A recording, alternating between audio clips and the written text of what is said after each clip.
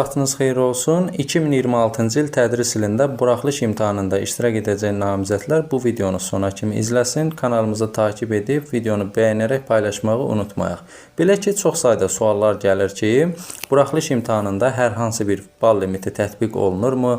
Bu il buraxılış imtahanına tarix fənni əlavə ediləcəkmi?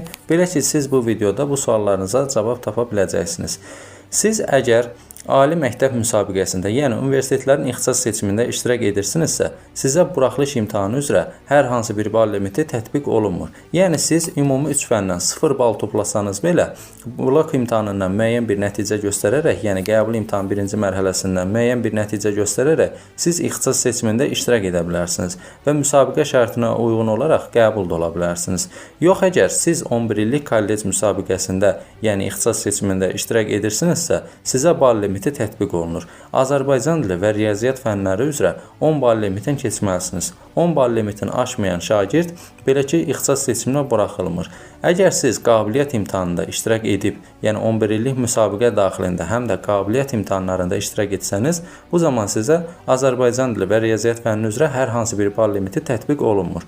9 illik bazadan isə Azərbaycan dili 20, riyaziyyat fənni üzrə 10 bal limiti tətbiq olunur. Belə ki, siz minimal bal tələbini ödəməklə ixtisas seçimində iştirak edə bilərsiniz. Qeyd edeyim ki, 9 illik də 11 illik kimi qabiliyyət imtahanında iştirak etsəniz, sizə hər hansı bir bal limiti tətbiq olunmur. Təbii ki, məqbul almaq şərti ilə.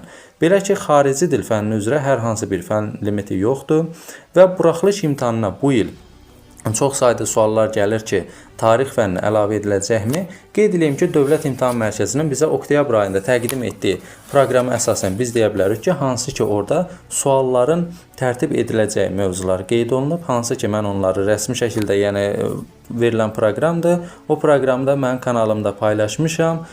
Belə ki, o proqramda, yəni istinadən bildirə bilərik ki, orada tarix fənni yer almır. Ədəbiyyat siyahısında tarix fənninin adı yoxdur. Məhz bu səbəbdən biz deyə bilərik ki, rəsmi şəkildə bu il buraxılış imtahanına tarix fənni əlavə edilməyəcək. Yəni 2026-cı ildə imtahan verəcək namizədlər tarix fənnindən imtahan verməyəcək. Hər birinizə uğurlar arzulayıram.